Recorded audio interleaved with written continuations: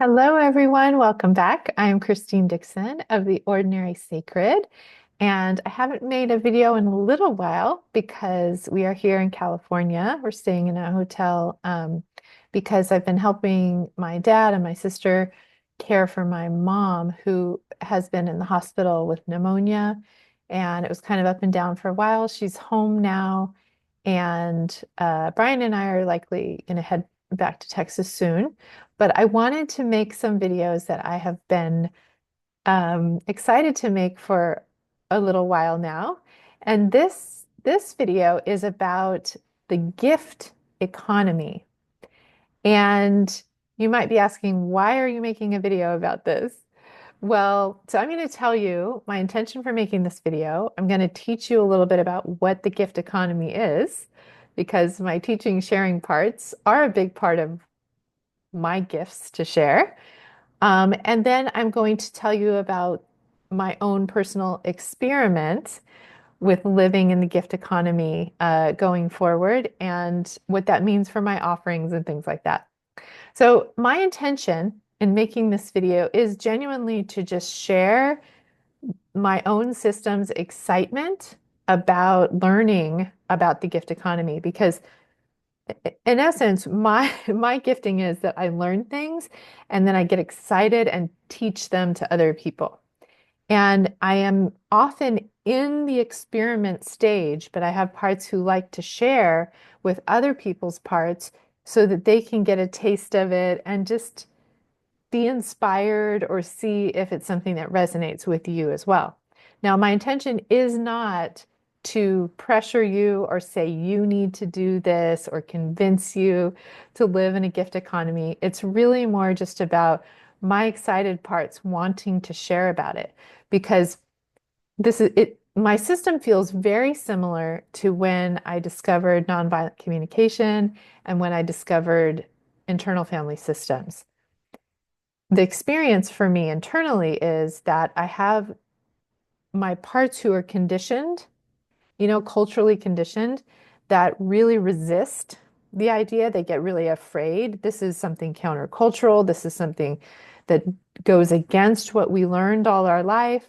Um, but myself at my core resonates with the idea. And even in my body compass, my body goes forward as, fascination and delight. Like this is something life-giving that I want to learn about and try and pursue. And so what happens in my system is that myself needs to turn toward the concerned parts and meet their concerns about it, and then proposes experiments. Let's try this out and see what happens and see if your fears come true or not. So that happened with nonviolent communication. That happened with yes, that happened with the concept of self-love and valuing myself and believing that I have innate worth. I had parts that resisted that, religiously burdened parts and such. And the self proposed, well, let's just pretend we believe it for a week and see what happens. See if your concerns, if the things you're concerned about happen. Same thing with internal family systems. There were skeptical parts that said, this is crazy.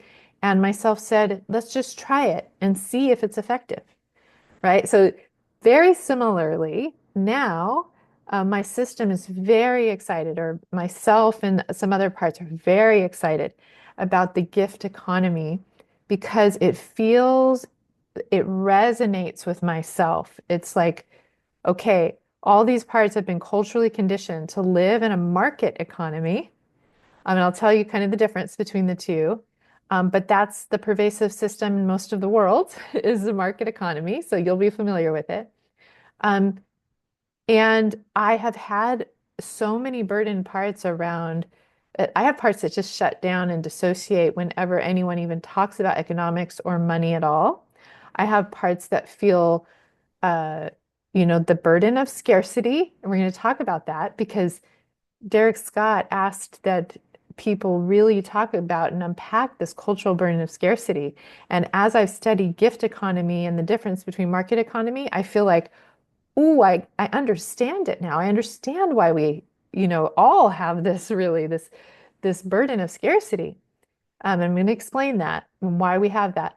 But so so there are parts who are saying who have been burdened, right? And who have been burdened around money exchange and feeling obligated to give something of value to people because they've given me money. And then there's stress around it. And I don't have self energy. And so then I don't want to give things when there's a money exchange. Or I have parts who have not wanted to do that, particularly with one-on-one work, right? And so there's this whole, it feels like a tangled ball of parts and burdens around money over here. And as I learned about gift economy, they untangled and became clear. And it was like, oh, they all make sense. And this is what untangles them and unburdens them in many ways. Okay, so that's I want to just share my experience with you, hopefully inspire you to get curious about your own parts around money, and tell you, what I'm going to do about it. So, and my goal is not just one last thing about what my intention is not to try to change the entire world economic system. Um, I believe that gift economy is ideal in small communities, and but I'm not even trying to create a community or get anybody to do this other than myself. Um, with nonviolent communication as well, I love that Marshall Rosenberg says no one else has to understand or follow nonviolent communication. You alone can choose to use it. And so it's the same with gift economy. I'm going to choose to experiment with it, and you don't have to. Nobody else has to do it. Um, okay, so I want to tell you a little bit about how I started to learn about the gift economy. So you might recall, if you are an avid watcher of my channel, that a little while back I made a video, a personal share about um, my people-pleasing parts and how one piece of evidence that they are healing is that I have more access to the parts of me who hold healthy anger and self-value. And I told a story about a viewer who wrote to me and basically said that I should give my courses out for free. And she cited Charles Eisenstein, who lives in a gift economy. Okay. Now, at the time, my system rose up, and I understand why now, because what she was doing was actually not in alignment with the spirit of the gift economy. I think she had very well-meaning parts around it. Um, and she may feel like she was misunderstood in some ways, but it was important for my system to push back on the expression of obligation, because obligation is not at all a part of gift economy ever. And so the the putting of pressure on me saying you need to give your things for free to me and to others um, felt like, oh, you're putting pressure, you're putting obligation, you're putting a should on me. And that is not the spirit of the gift economy, but she is the one who alerted me to this thing called the gift economy. And I knew that I had appreciated a lot of the books and teachings of Charles Eisenstein. So I started looking into it. And I was pleasantly surprised to find, of course, that Charles Eisenstein's book called Sacred Economics is free on the internet. There's a free PDF. You can read the whole entire book. And I did. I read it. And and so she alerted me to it. And then I have another wonderful person who's been part of my IFS community who at the end of the year um, gifted me some money from overflow. And she had mentioned that she lived in a gift economy. And so she also wrote to me after that video and said something about this person that you interacted with, meant well, but wasn't representing gift economy accurately. And I really respect this person. And so that made my system even more intrigued. I really want to read what the gift economy is about. And so I read Charles Eisenstein's Sacred Economics. And what's fascinating about it is, like I said, I have parts that shut down around economics or any talk of money, but I was fascinated. He talked about the whole history, all kinds of things about economics and how they come about, but he also uses very easy to understand metaphors. I'm going to tell you a couple of them here. So, so gift economy, in case you're not sure, and I thought about making a PowerPoint, but hopefully it'll be understandable and you can visualize in your head what I'm saying, or maybe draw as I'm talking to help you visualize what I'm talking about here. But so gift economy is, back in the day, a very long time ago, before there was any kind of physical money, right? Something that just represented value, whether it was based on gold or something that did have value or just given value by the culture.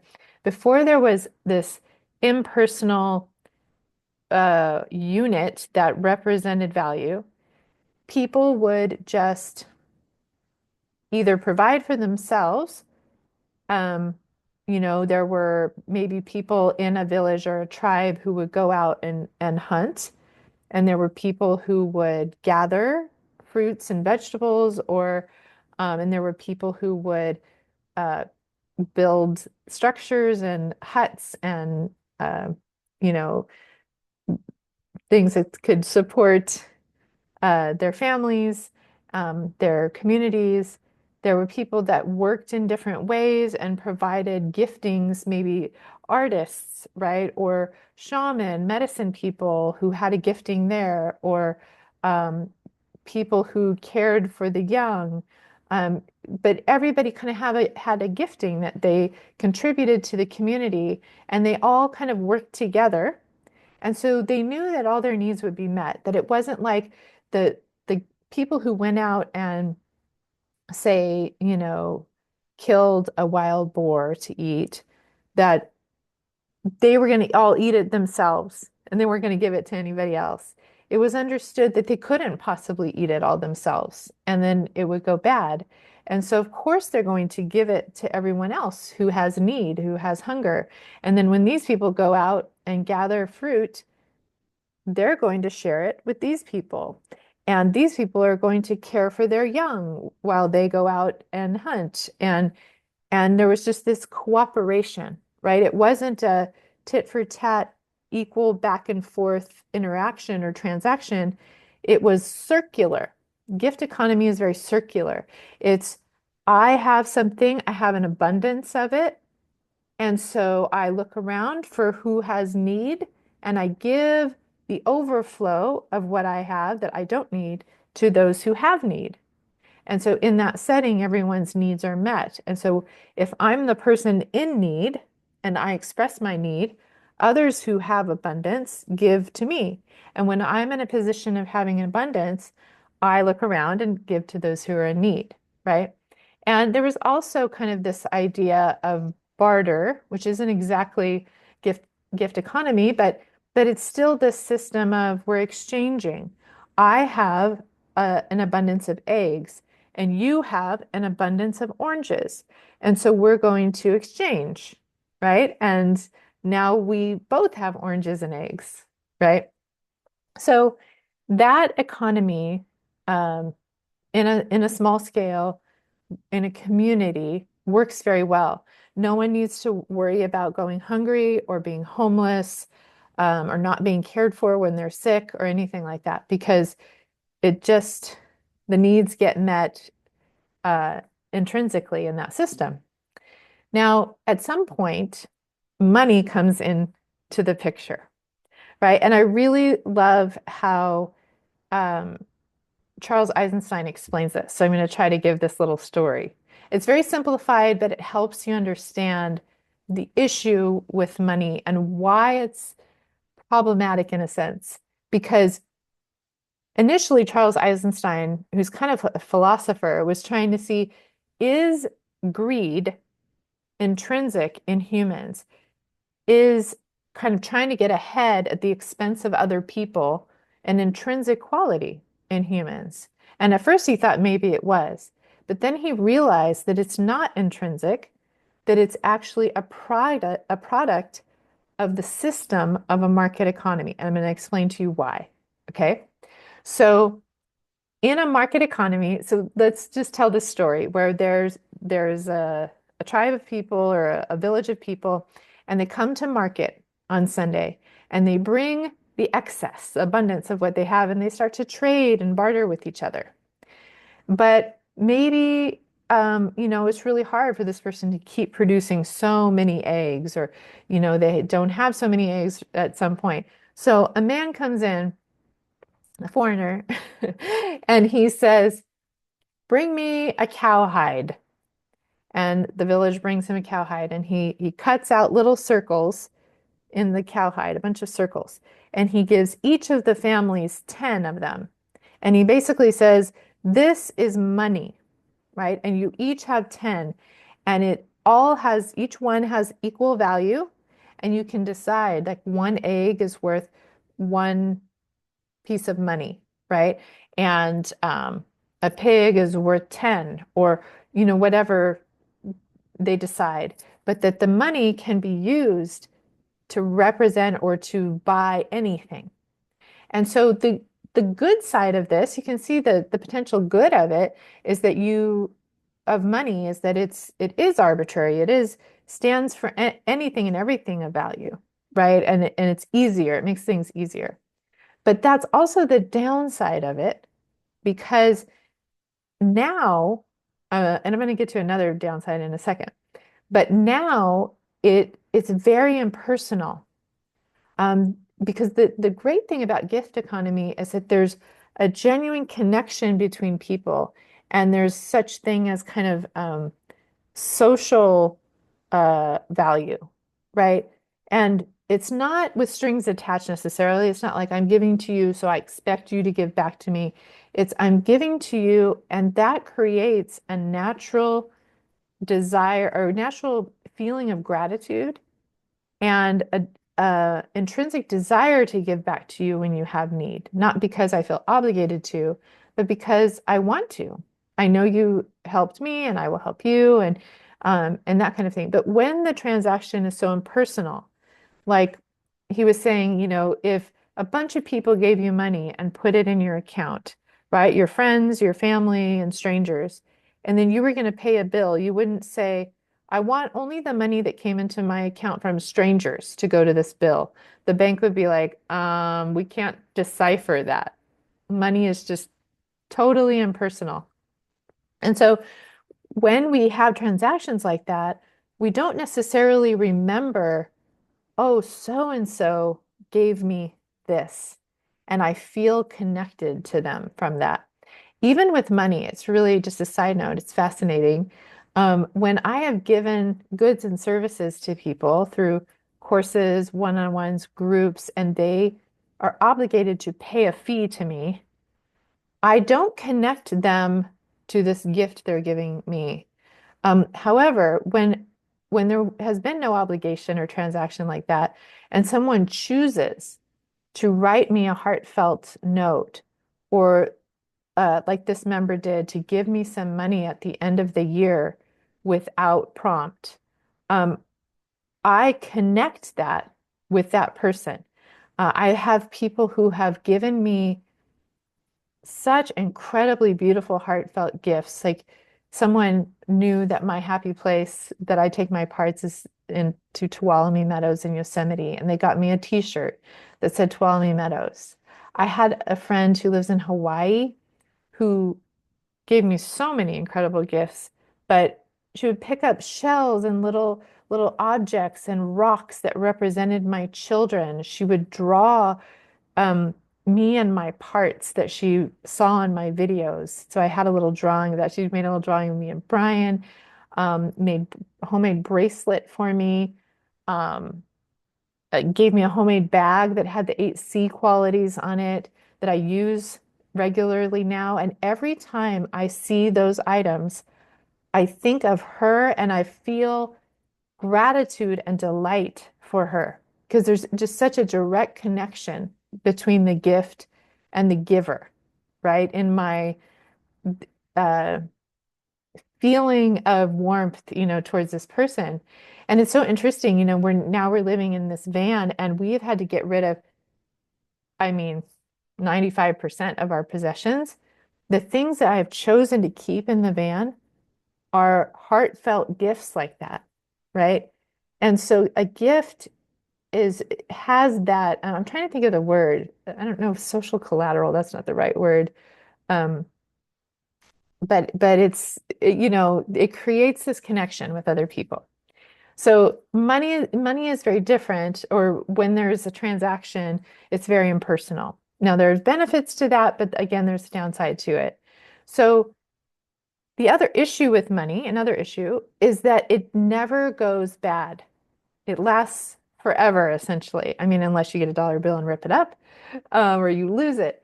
But in the economy before, if you had baked 10 loaves of bread and you can't eat all those loaves of bread, you are motivated to give it to someone else before it goes bad, right? I'm going to give away the bread that I can't eat. If you have a tree, for example, my sister has these wonderful avocado tree, lemon tree, orange tree. Brian went out the avocado tree and said, wow, there's thousands of dollars on this tree. And their family can't possibly eat all those avocados. So my mom was trying to go around to all the neighbors and say, here's some avocados, here's some lemons. And if you have this abundance and it's going to go bad and not be able to be used, you want to look around you for who needs this. How can I give it away so that it can be used? Like when we were leaving our house and we had all kinds of things that we were just getting rid of that were good as new, really. And some of them we would just put our furniture, bicycles, appliances, like things out by the trash, and people would drive by that had a need and would take it. And it felt so wonderful to me. One of the neighbors said, "People are stealing from you." And I said, "No, it's wonderful because we don't need this anymore." And they do. And we can just put it there as saying, this is yours for free and meet their need, right? And so there's so much satisfaction in that rather than just throwing it away. Okay, so another thing with money is that it encourages people to accumulate it and to hoard it in a sense. One thing that I'm going to go back to the analogy with the 10 coins for each family in a second, because there's a really important point there. Um, but when people want to accumulate and hoard, one thing that was in the book that I kind of appreciated was that happened more and more when we moved more into a rooted, sedentary kind of farming life, because you can't predict, what the weather's going to be like, if you're going to have 7 years of famine, and the land's not going to produce. And so you feel like I've got to stockpile and keep more and more for myself just in case, right? As security. But when people had more nomadic lifestyle, they could just move to the parts of the land and find the food, or, find the shelter, find what they needed, and not have to, and because of the lifestyle of moving around, like I know this now as a nomad in our van, you can't accumulate very many things because it's not conducive to moving around. Um, and so, as a species, kind of settled down more, we started to just accumulate and accumulate more and more, and be afraid of not having. But another really, really big point in the book that I appreciate is around the concept of interest. And this is the big thing that really creates a feeling of scarcity in our psyches and in our culture. And this is why. So remember the village where the man made this money out of the cowhide, and he gave 10 coins to each of the families in the village. And he said, now you can have free reign, use that money, but the way you're going to pay me back is that when I come back in a year, you give me back 11 coins. So I'm giving you these 10. Of course, it was from their cowhide, but anyway. Um, he's giving them 10, but when he comes back in a year, they need to give him 11. Well, now he gave them each 10. So where is that 11th coin going to come from? It's going to come from another family.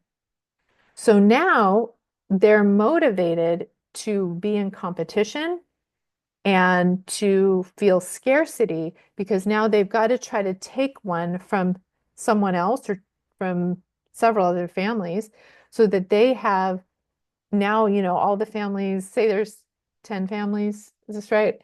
All of them have 11, and one family's completely bankrupt now. One family has nothing, but the other families feel like it's for our preservation and our livelihood that we need to make you go bankrupt. So instead of feeling like, oh, now you're in need, we want to help you, their self-preservation says, no, we've got to pay the interest to the lender. And so this creates the haves and the have-nots, and this idea that in order for me to thrive, you have to not thrive. And it's just intrinsic in the market economy, and particularly in the practice of interest, of charging interest on money. So that really helped me understand that, and how without that concept of, in order for me to get ahead, you have to not get ahead. Without that concept, when in a gift economy, it's just, well, when I have an abundance, I give to you. And it doesn't hurt me at all, right? Because I have too much. And it helps me in many ways as because of the circular nature of kind of what goes around comes around. Really, really is true in the gift economy. So let's see, I'm looking at my notes. There are a couple other things I want to tell you about the gift economy. See, I've said a lot of this. So I did want to say that a lot of things in my life, again, I feel like myself really resonates with this concept of gift economy. Other parts are like, how in the world would this work? We will have scarcity. We won't be able to meet our needs if we do this. We can't trust it. It's too idealistic. There are parts who are saying that over here. But myself inside is like, yes, yes, this is our true nature. This is not moralistically right. It's just the most effective way for everyone's needs to be met and to get along with each other and to care about each other, and to create connection with each other. So I guess one other thing I wanted to say about gift economy before I talk about what this is going to look like for me in my experiment is just that I like that Charles Eisenstein says it's not about having this concept of gift economy and then creating rules and obligation and moral codes around it. That would be completely against the spirit of the gift economy. And that's why when the person came to me and said, now you should give things for free, it's totally out of alignment with the spirit of the gift economy because there is no sense of obligation whatsoever in the gift economy, which I think is really, really difficult. So it makes sense that people who are coming into an understanding of the gift economy will hold on to some of these concepts of the market economy of transaction or obligation or kind of a social should or should not kind of thing. But that the spirit of the gift is I have something that I feel impelled. So impelled is that I'm internally motivated. It feels like I want to give from overflow because I have so much. And so it's identifying what is that for me, for you, right? In any given moment, because it can be different in different moments. I may have a capacity to give something right now that I didn't have last week because my energies were going to caring for my mom, right? So I'm giving not out of obligation, but because I feel impelled to share about gift economy with you in this video. And so that's something that I can give. And it makes me happy. There's a intrinsic reward for me. It delights me to be able to do it. It's not something I feel like, oh, I have to do this. It's arduous. It's stressful in any way, right? And that's actually the thing I think that appeals to a lot of my parts is what would it look like if we experimented with only giving from authentic desire to give from overflow? What would that look like? And these parts that are like, I'm so afraid that our needs would not be taken care of, people would hate us, they have all these. Myself says, okay, I see you. I get where those concerns come from. Let's experiment. Let's try it and see what happens. Right? And so we're in an experiment point right now.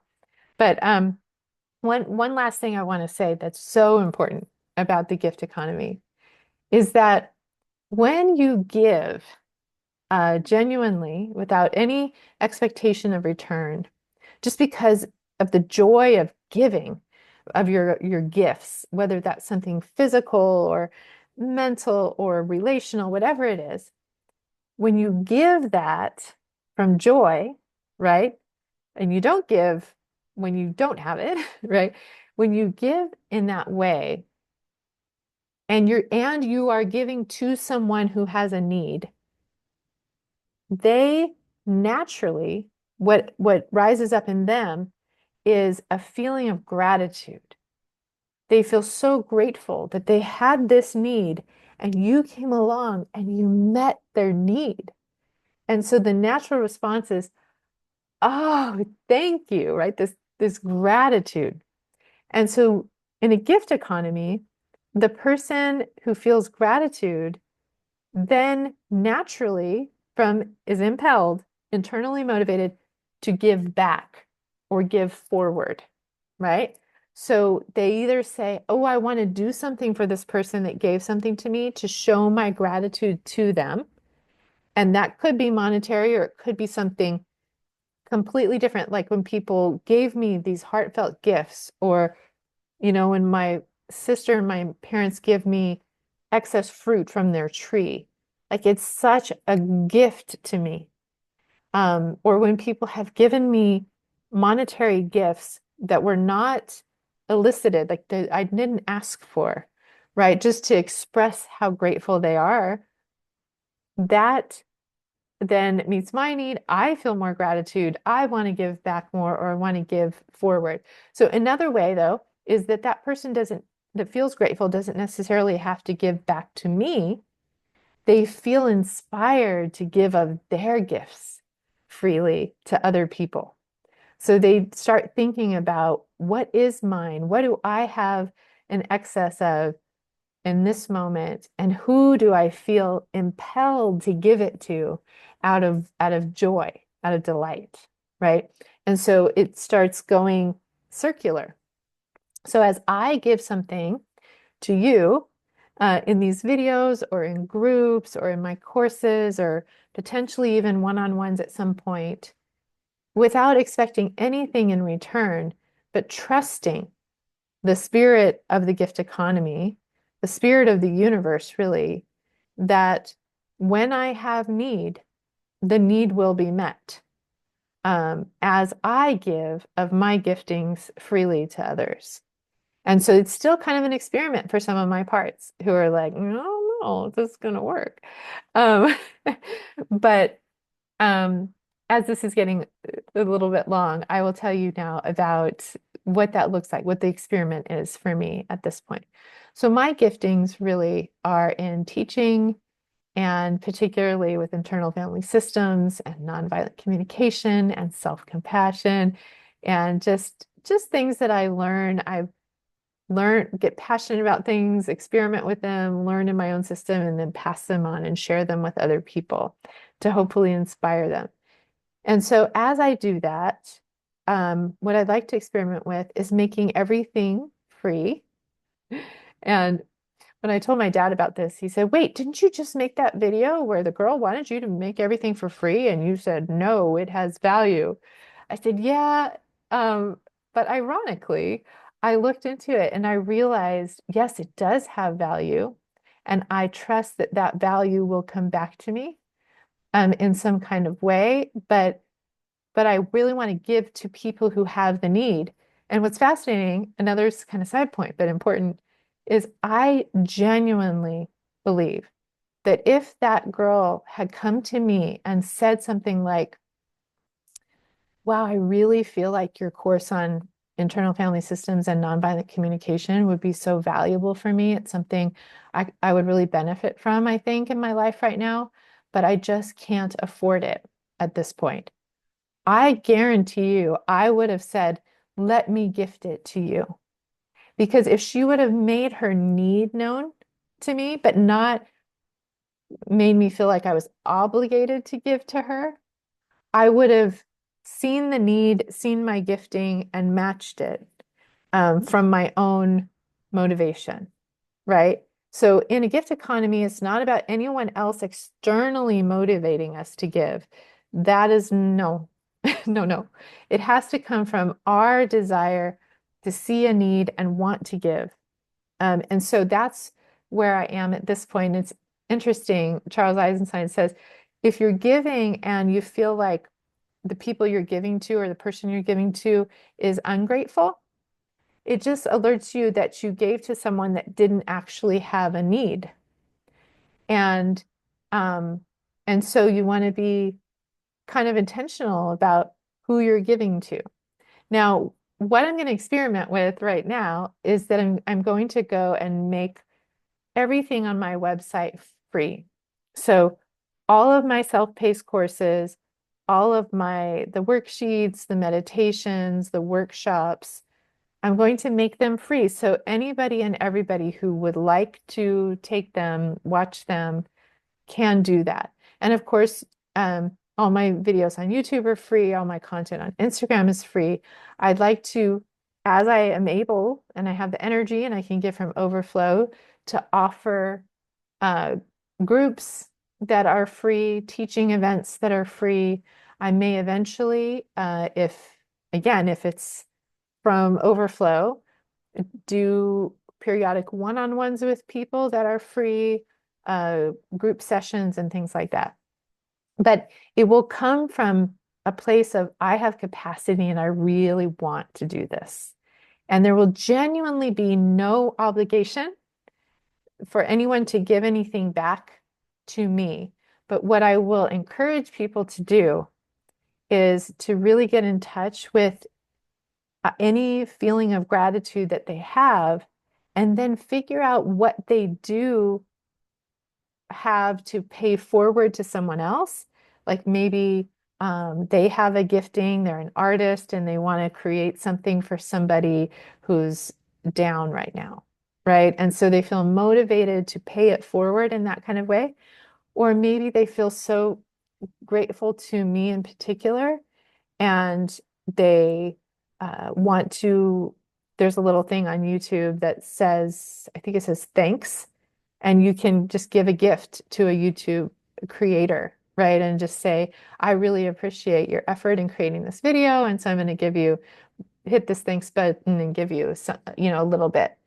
Or maybe I'll put my PO box on my website if you ever wanted to, I don't know, you have an excess of fruit on your tree.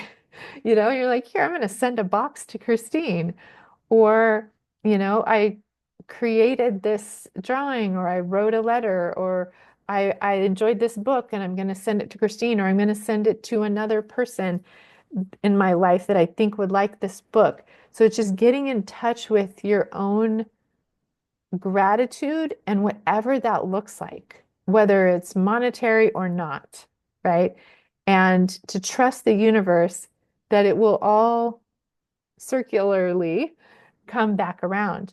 I am thinking to continue the Ordinary Sacred All Access Pass and I'm going to write to all the people who are already in it. But if you're one of those people, essentially you don't have to continue your membership, which is $20 a month, because everything will be free anyway, right? So you can completely discontinue that if you can't afford it and get everything for free. And there will be no resentment, bitterness whatsoever.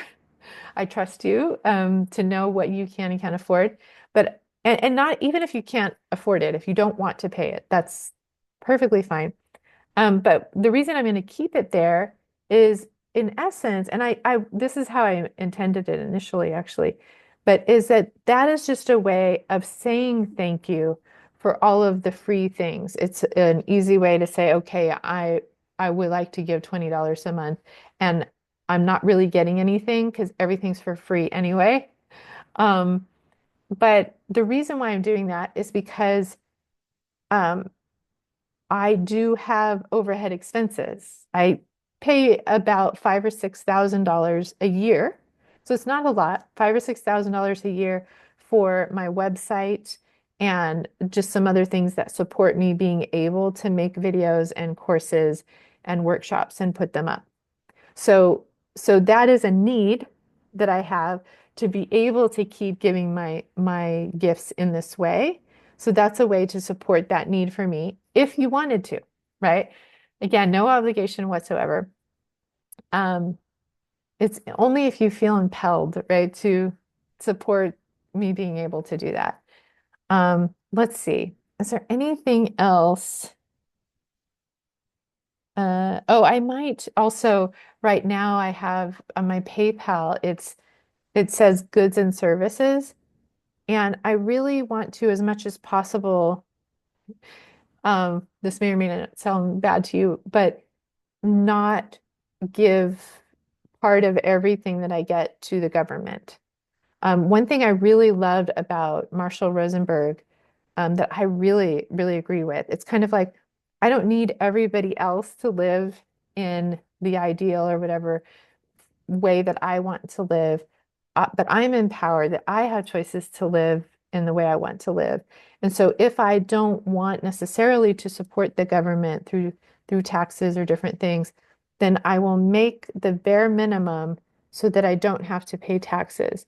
And part of that um, is having gifts that I'm not really having income, I'm having gifts. And um, I don't know if this I need to share every detail, but something I appreciated that Charles Eisenstein also talked about is that he was saying that for him at least, you know, in the system that we have, the political system in the US, there's kind of the left and the right and conservative and liberal.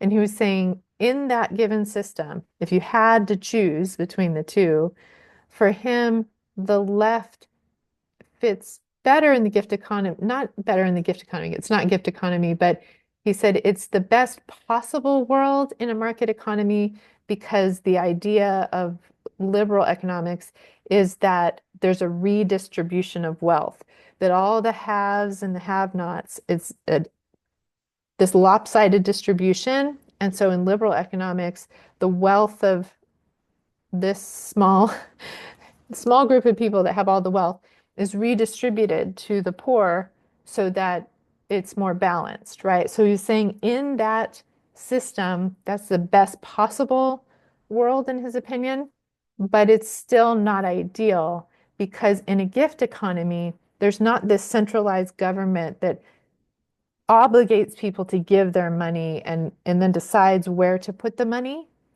Instead, people give from not out of obligation. So there's no taxes, right? That you give because you want to, because you see need, and that is just a cultural value experience that everyone has, right? So ultimately, neither of the political parties would fit in a gift economy because in a gift economy, there's freedom. There's freedom of choice. There's giving from intrinsic motivation and overflow, not because you're being made to in any way. Um, so that's another part of the reason why um, I don't necessarily, like if you give to me in my PayPal account right now, one quarter of what you give to me will go to the government. And so I might recreate, a PayPal that is more, I don't know, I have to figure it out, is gift rather than goods and services. But I can also keep the goods and services one because some people, your choice may be, yes, I would like to, part of my money to go toward taxes. And that's your choice. Um, okay, I'm just looking at my notes to see if I missed anything.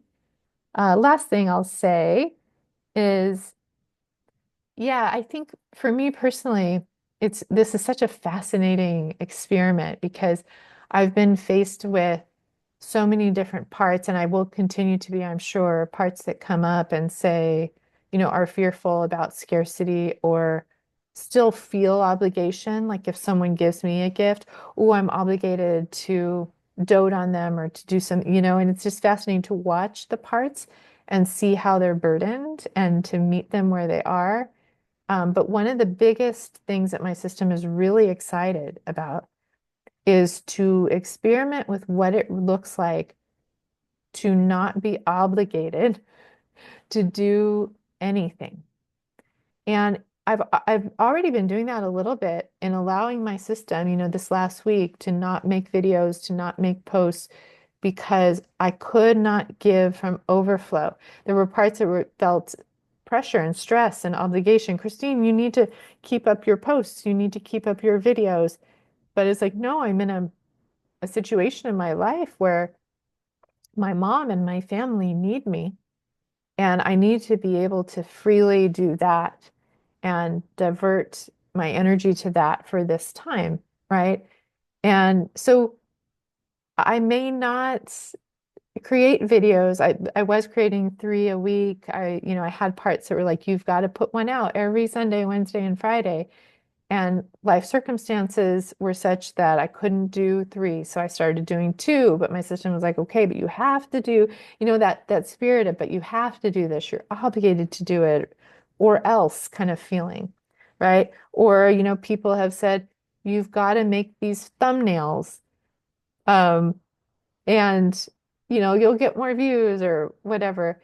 And I went back and I looked, and in the past, the videos that I made that just were me going like this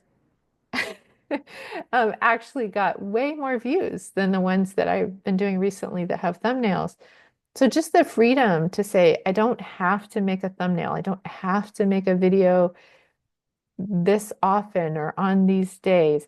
I get to do it when I feel impelled to do it, when I feel excited to do it, when I want to share and I want to give. Um, I feel excited to potentially do one-on-ones with people and say, this is my gifting, is to, I have parts that don't want to be a therapist, not even a coach, not even like a regular, you know, transactional relationship of you're paying me and I am your therapist or coach. And, but just if you're talking to me and I say, hey, do you want to meet together and you want to try this out? And it may be very far between. I may not have the energy, particularly in this time in my life, and that's okay too. I may not do one-on-ones for a couple of years, and then I may have the energy and the desire and really want to do that. And again, do it for free and just allow the person to decide. And then it's up to you to deal with your parts around obligation and do I owe and but to really get in touch with your own gratitude and what that would look like for you. Um, and really understanding that it doesn't even have to be given back to me. It can be paid forward to someone else. All right, so that was kind of a lot. And if it wasn't something that was interesting to you, I imagine you're probably not watching anymore. But that's okay. And if it was interesting to you and you have any more questions about what the gift economy looks like, how it works, what it's going to look like for me, uh, yeah, any questions or comments about it, feel free to share them in the comments below. Thanks for watching.